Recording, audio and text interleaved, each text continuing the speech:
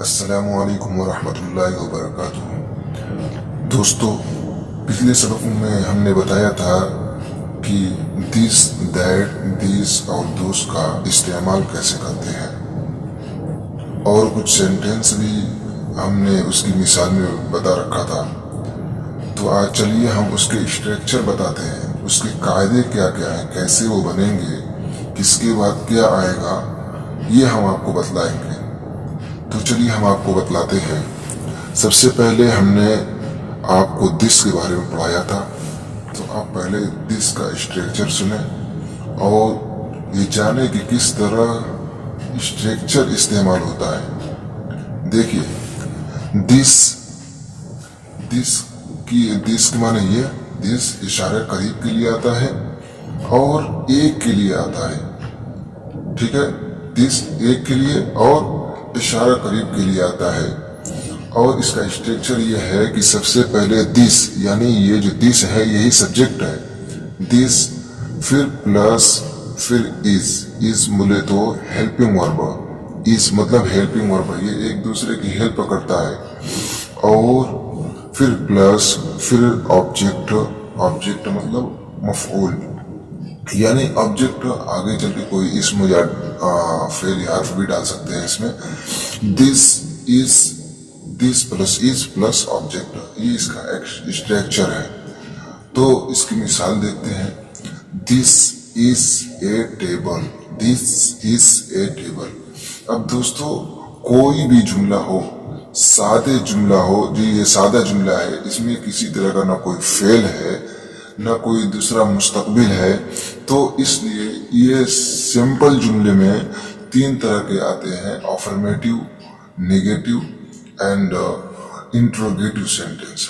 Affirmative मतलब मुस्बत जुमले, नेगेटिव मतलब मनफी जुमले, और इंट्रोगेटिव मतलब सवालिया जुमले। अब देखिए, अफर्मेटिव सेंटेंस सबसे पहले आता है, मतलब जिसके अंदर नफी नहीं हो, मुस्बत हो।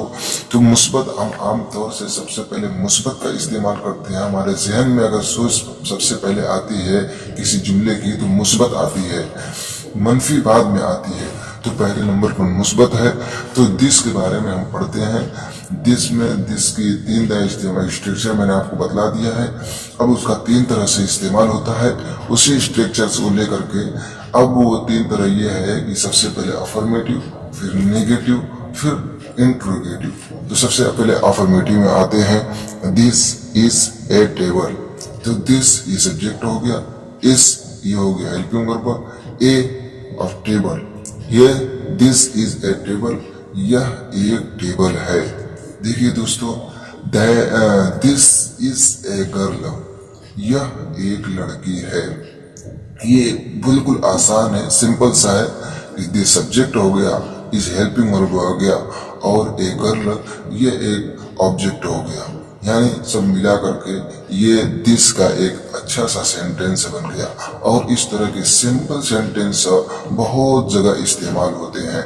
देखिए, this is a girl, this is a child, this is a hen, this is a frog, यह एक मेढक है, दिस इज ए कैट, यह एक बिल्ली है, दिस इज एन अम्ब्रेला।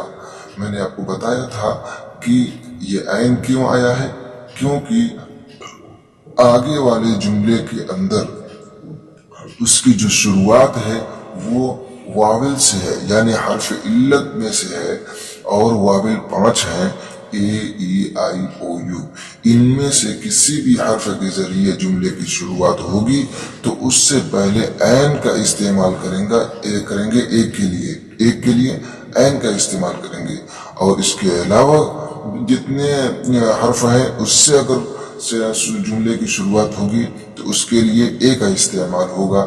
जैसे सी में देखिए, जैसे सी में ये वाविल के अलावा में से है, एफ वाविल के अलावा में से है, एच वाविल के अलावा में से है, इसलिए यहाँ पर ए का इस्तेमाल किया है। देखिए अब दोस्तों, इसके अब चलते हैं हम निगेटिव सेंटेंस क्या है। इसके निगेटिव स्ट्रक्चर में हम देखेंगे इसको कि सबसे पहले सब्जेक्ट दिस प्लस फिर हेल्पिंग वर्ब इज, फिर उसके बाद हम प्लस नॉट का इस्तेमाल करेंगे, ये नेगेटिव है। इसके बाद plus object, this plus is helping verb plus not plus object, ये नेगेटिव सेंटेंस हो गया। यानी जिसके अंदर नफी की जुमले नफी पाई जाए, जिस चीज की नफी पाई जाए, जैसे नेगेटिव सेंटेंस मतलब मनफी जुमले। अब देखते हैं इसके नेगेटिव सेंटेंस क्या है दिस के, और किस तरह बनाएंगे। दोस्तों यही मेन इसका कायदा और स्ट्रक्चर है।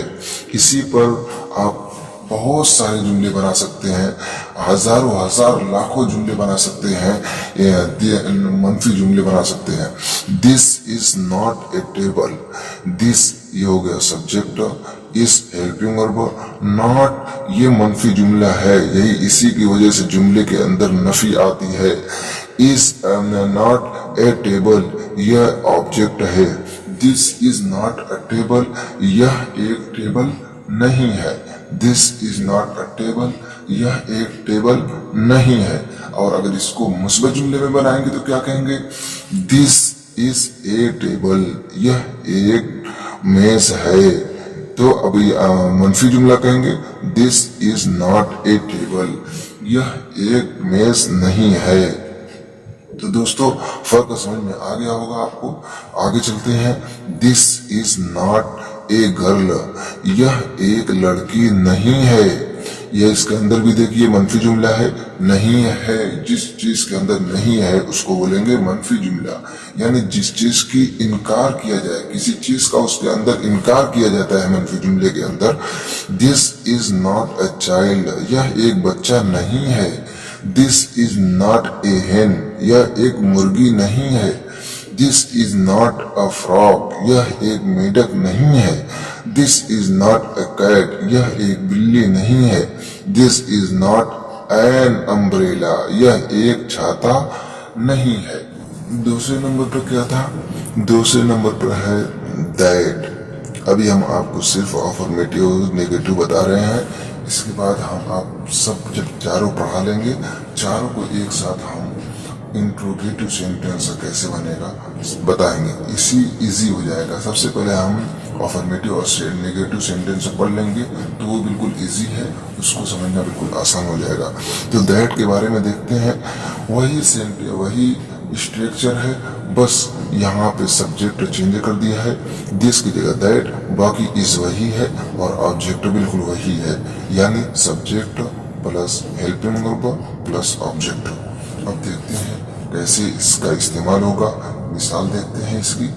देखिए दैट, दैट क्या है, ये दैट हो गया subject, is helping verb, a boy object. तो दैट इज ए बॉय, वो एक लड़का है। क्या है, वो एक लड़का है। इसी तरह आगे देखते हैं। दैट इज ए बेबी, वो एक बच्चा है। दैट इज ए बेबी, वो एक बच्चा है। सिंपल है दोस्तों। दैट सब्जेक्ट हो गया, इज हेल्पिंग वर्ब, और ए बेबी ये ऑब्जेक्ट हो गया। इसी तरह that is a cow, that is a dog, that is a goat, that is a chair, that is an apple. देखिए दोस्तों यहाँ भी ए जो है, AEIOU में से कौन सा है, ए है, इसलिए एन का इस्तेमाल हुआ है। अब आगे चलते हैं। देखिए इसका नेगेटिव सेंटेंस कैसे बनेगा। इसका नेगेटिव सेंटेंस अब देखते हैं, उसके बाद हम अफर्मेटिव सेंटेंस चलेंगे। नेगेटिव सेंटेंस सबसे पहले हम दैट का इस्तेमाल करेंगे। दैट बोले तो हेल्पिंग वर्ब नहीं बल्कि सब्जेक्ट का इस्तेमाल करेंगे।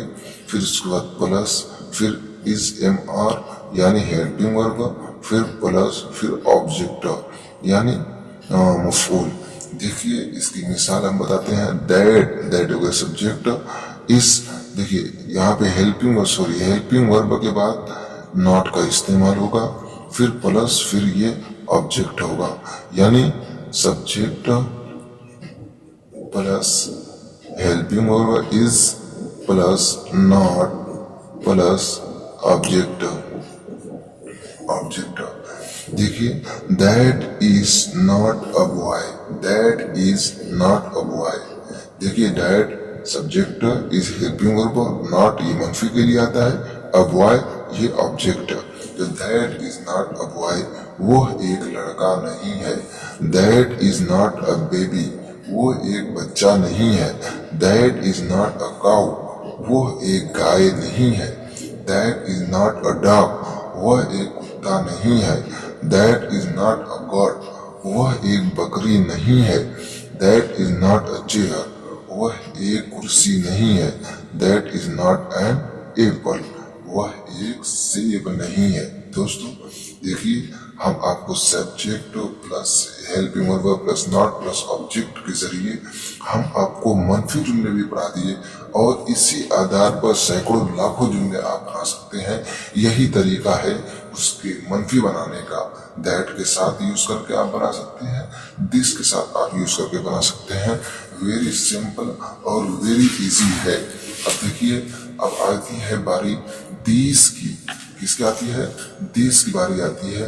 ये दिस के बारे में, इसका अफर्मेटिव और नेगेटिव कैसे आएगा, चलिए हम इसको देखते हैं। सबसे पहले हम इसके स्ट्रक्चर की तरफ नजर दौड़ाते हैं। स्ट्रक्चर इसका है, सब्जेक्ट वही है, फिर उसके बाद हेल्पिंग वर्ब, फिर ऑब्जेक्ट। अब देखिए, यहाँ पे हेल्पिंग वर्ब बदल गया है, इसके बजाय आर आ गया है। इसका मतलब क्या है? इसका मतलब यह है कि दीस चूंकि जमा है, इसलिए आर ये भी जमा हुआ है, हेल्पिंग वर्ब भी जमा आ गया है। तो देखिए, आर ये जमा है इसकी, आर जमा है इसकी, हेल्पिंग वर्ब ये भी है। इसके अलावा हेल्पिंग वर्ब मैंने आपको बताया तो बहुत सारे आते हैं, जैसे आएंगे हम आपको जहन नशीन कराएंगे। उसके बाद ऑब्जेक्ट यानी मफूल आ गया, तो दिस आर एन ऑब्जेक्ट। अब देखिए, ये इसका स्ट्रक्चर है। अब इसके स्ट्रक्चर पर आप कुछ भी बना सकते हैं, वेरी इजी है, बहुत आसान है।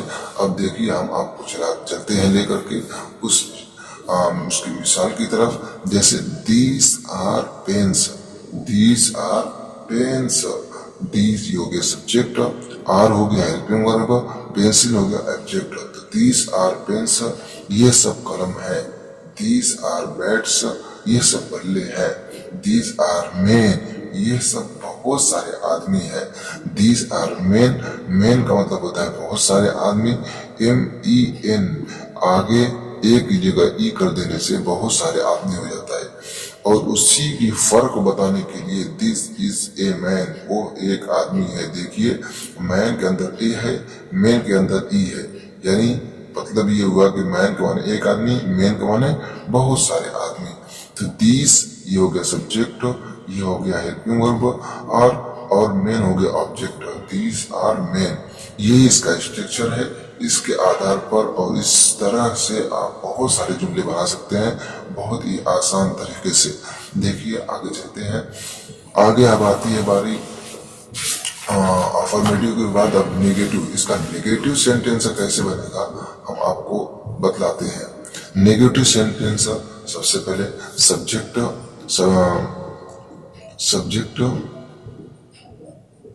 Plus helping verb are plus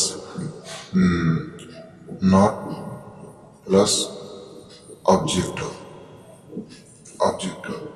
तो अब इस तरह देखिए, सबसे पहले कैसे बनेगा। इसका सब्जेक्ट ये हो गया दिस, फिर हेल्पिंग वर्ब आर हो गया, प्लस नॉट, फिर उसके बाद प्लस ये पेन्स, क्या हो गया ऑब्जेक्ट। अब इसी स्ट्रक्चर पर सब सारे बनेंगे।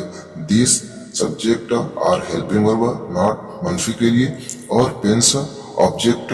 दीज आर नॉट पेन्स, यह सब कलम नहीं है। दीज आर नॉट बैट्स, यह सब बल्ले नहीं हैं। दीज आर नॉट मैन, यह सब बहुत सारे आदमी नहीं है। This is not a man, यह एक आदमी नहीं है। दोनों में फर्क बतला दिया। ये दिस के साथ है, इसका स्ट्रक्चर हम पढ़ चुके हैं। अब आती है बारी दोस्त की, और ये दोस्त सबसे आखिरी है। चार यूज दिस दैट दिस और दोस्त में से सबसे लास्ट है। अब इसके बाद हम आपको इंट्रोगेटिव सेंटेंस किस तरह इस्तेमाल होगा वो बतलाएंगे। सबसे पहले हम दिस के बारे में अफर्मेटिव और नेगेटिव पढ़ लेते हैं। दिस का अफर्मेटिव क्या आएगा? दिस का अफर्मेटिव यह है कि subject plus helping verb plus object. देखिए दिस का इस तरह इस्तेमाल की है, दिस का दीज, दोस पहले सब्जेक्ट प्लस ऑब्जेक्ट। अब हम चौथे नंबर पर जो दोज है उसका इस्तेमाल करेंगे। इसका इस्तेमाल किस तरह होगा, अफर्मेटिव में और नेगेटिव में, और इसका स्ट्रक्चर क्या है चलिए देखते हैं। दोज ये हो गया सब्जेक्ट, आर ये हो गया हेल्पिंग वर्ब, और ऑब्जेक्ट देखिए सबसे पहले सब्जेक्ट आएगा, फिर हेल्पिंग वर्ब आएगा, फिर ऑब्जेक्ट हो गया। आर के बारे में बतला चुका हूँ। दोज ये भी आप लोग जानते हैं बहुत अच्छे से, दूर इशारा करने के लिए आता है और दूर की तरफ इशारा करने के लिए आता है, और जिसकी तरफ इशारा की जाए वो एक से ज्यादा हो। ठीक है, अब देखिए इसकी मिसाल क्या है, इसकी मिसाल की तरफ चलते हैं। इसकी मिसाल ये है, दोस आर पेंसिल्स। दोस हो गया subject, are helping verb, pencils object हो गया। दोस आर पेंसिल्स, वो सब पेंसिल है। दोस आर बॉल्स, वो सब गेंद है। Those are we man, those are we man, those are we man पढ़ा जाएगा इसको। वी मैन माने बहुत सारे औरतें, और वुमैन, वुमैन माने एक औरत। दोज आर वी मैन, वो सब बहुत सारी औरतें हैं। दैट इज अ वुमैन, वह एक औरत है। अब इसका नेगेटिव सेंटेंस कैसे बनेगा, उसके क्या स्ट्रक्चर है, चलिए हम नेगेटिव सेंटेंस की तरफ चलते हैं।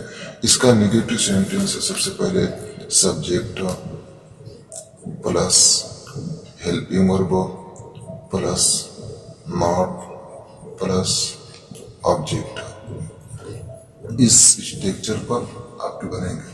देखिए दोस्त ये हो गए सब्जेक्ट, और हेल्पिंग वर्ब नॉट ये मनफी के लिए, और पेंसिल्स ये ऑब्जेक्ट हो गया। तो दोज आर नॉट पेंसिल्स, वो सब पेंसिल नहीं है।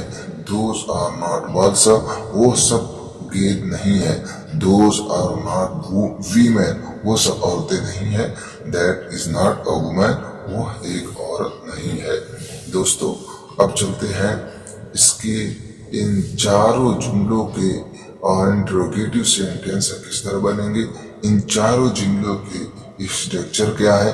इंट्रोगेटिव मैंने आपको बतलाया कि दो तरह के होते हैं, एक मुस्बत और एक मनफी। मुस्बत बोले तो अफर्मेटिव, मनफी बोले तो नेगेटिव।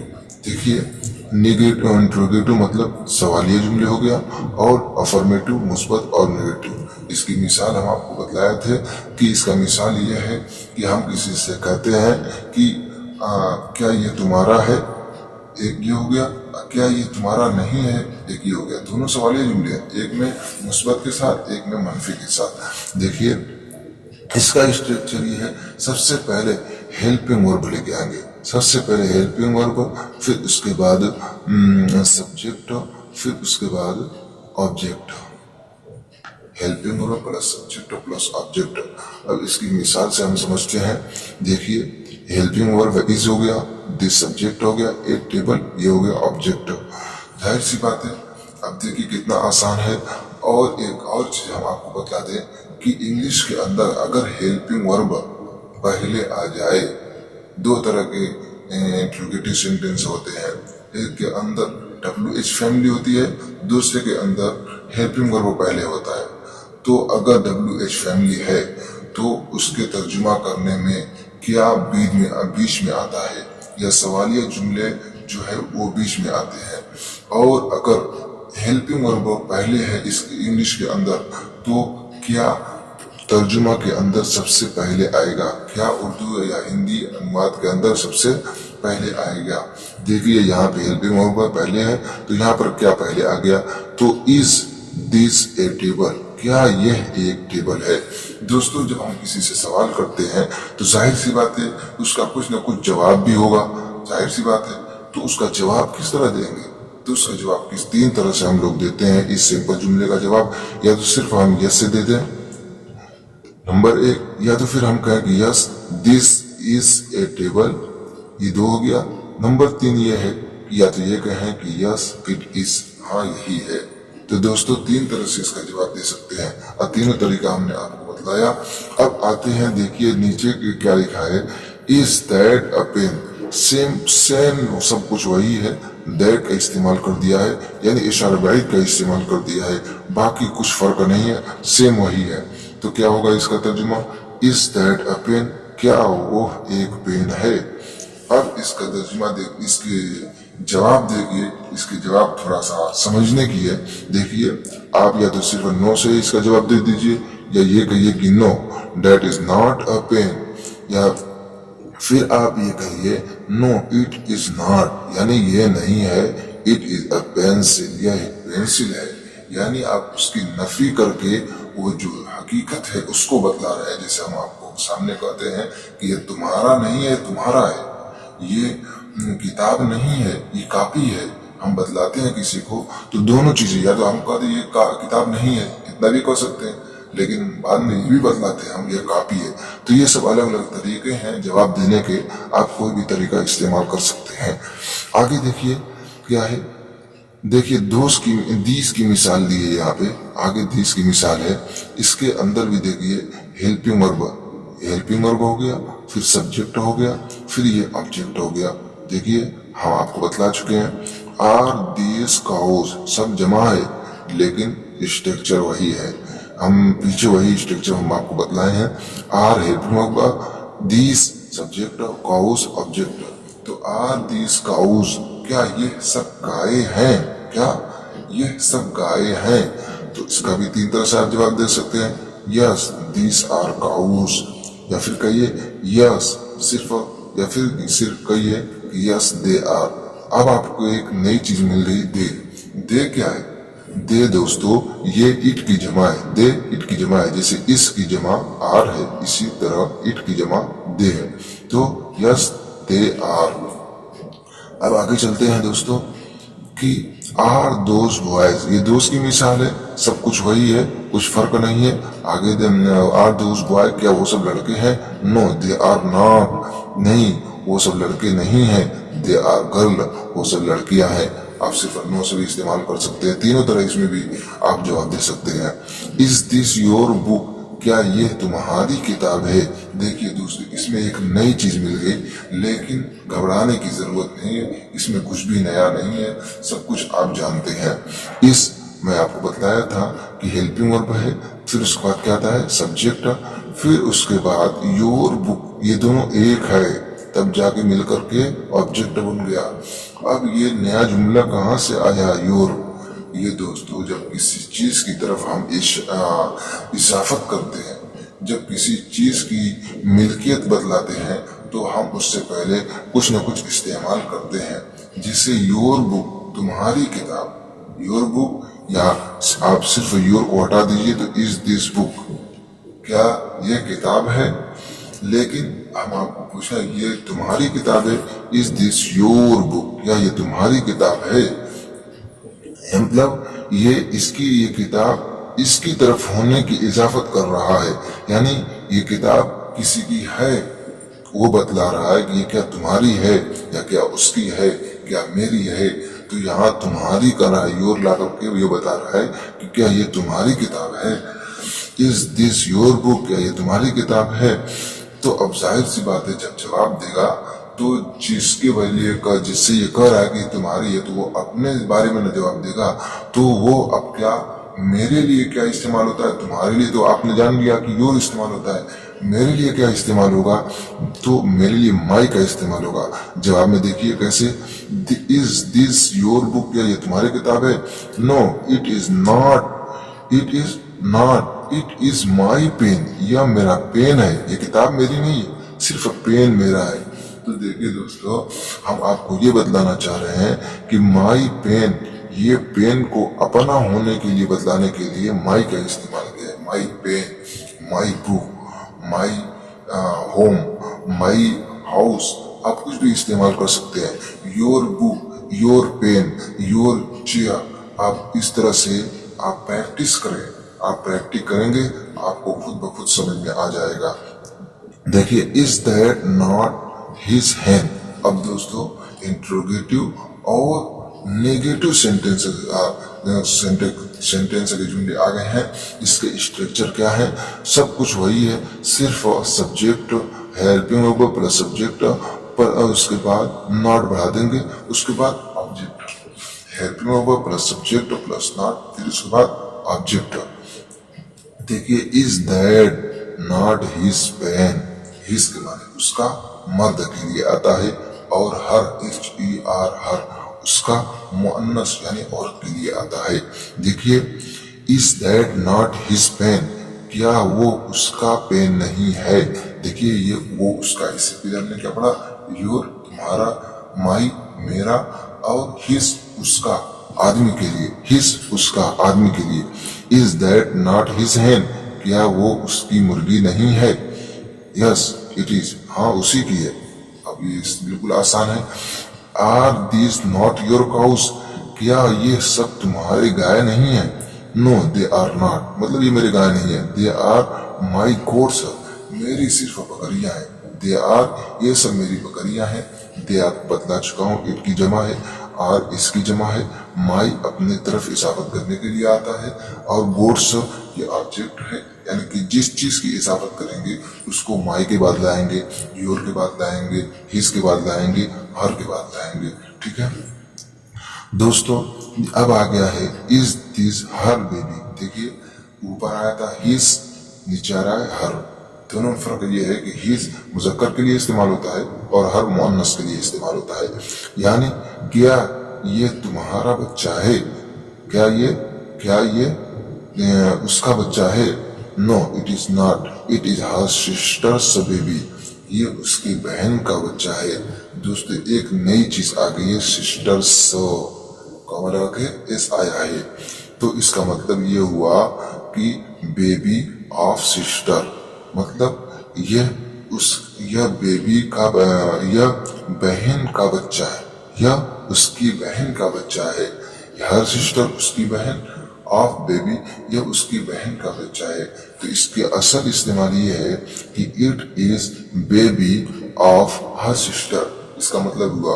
और इसकी मिसाल हम आपको दूसरी देते हैं, फादर्स, हम बोलते हैं फादर्स, योर फादर्स ने, मतलब तुम्हारे पिता का क्या नाम है, मतलब ये होगा your name of father, name of father, your mother's name, name of mother, name of your mother. ठीक है, योर्स नेम तुम्हारा नाम, name of you.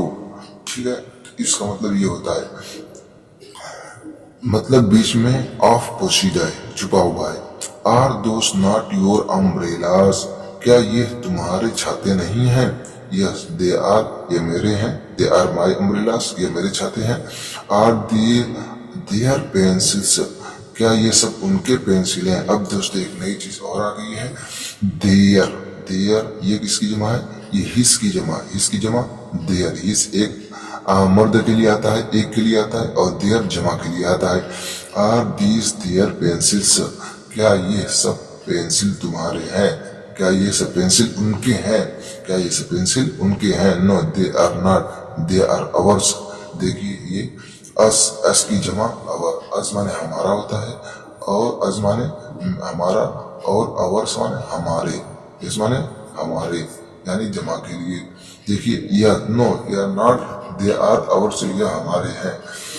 Is that not Mumbai city, क्या वो मुंबई सिटी नहीं है।